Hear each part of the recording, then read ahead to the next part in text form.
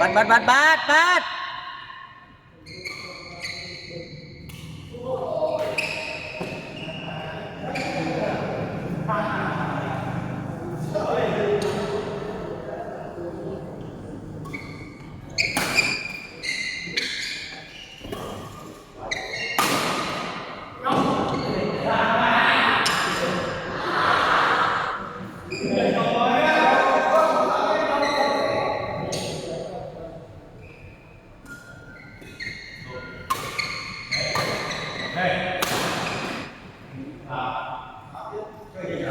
Đó, bắt.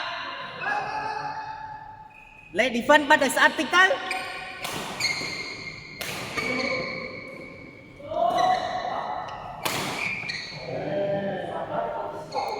Bài đi phân bắt được sát tích tới chua bay. Đi phân hay bắt được sát tích. Con phải lên xây. Tranh người vô đây. Bài con phải lên xây ông Mía. Tranh người vô đây không?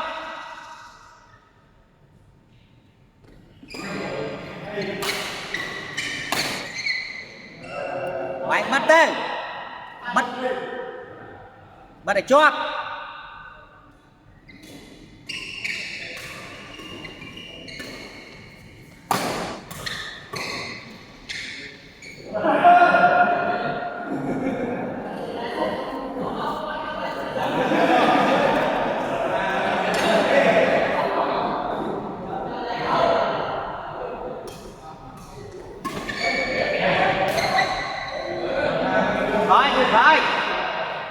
Được rồi.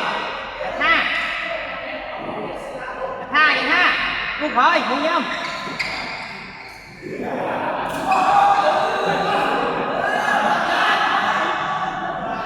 Được rồi, thì nè kia.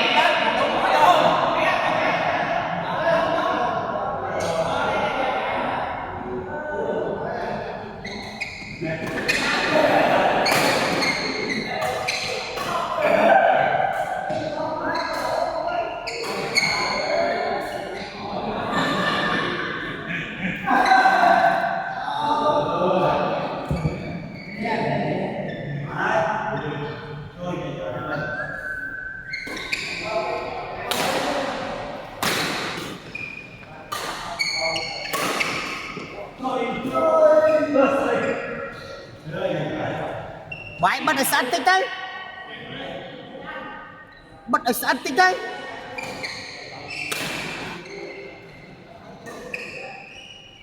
Lên đi phát nào.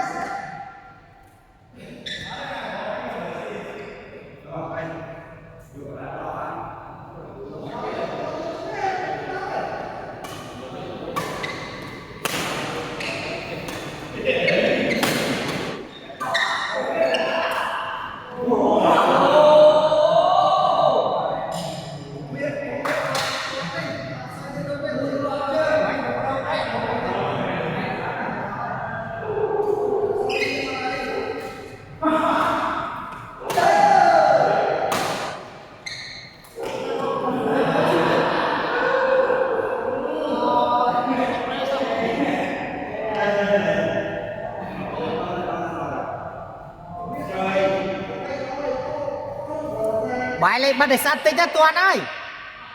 Bắt được sát tích à. Chọc. Bài bắt sát tích á Toàn ơi.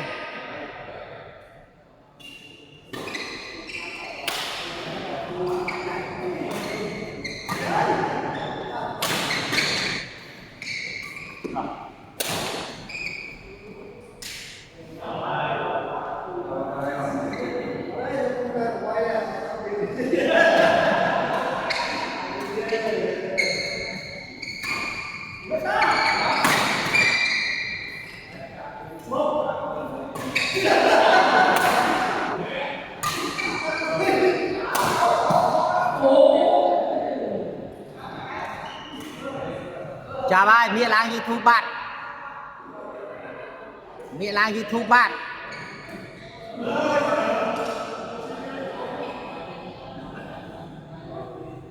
mía ai prang bật ở sát tích không sát tích của mía sát sát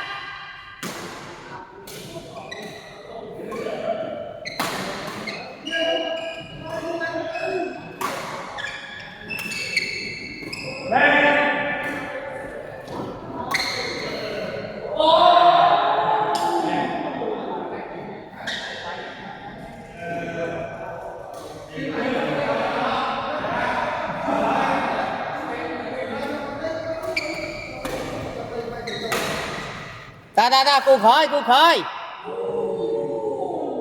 khơi bị na kia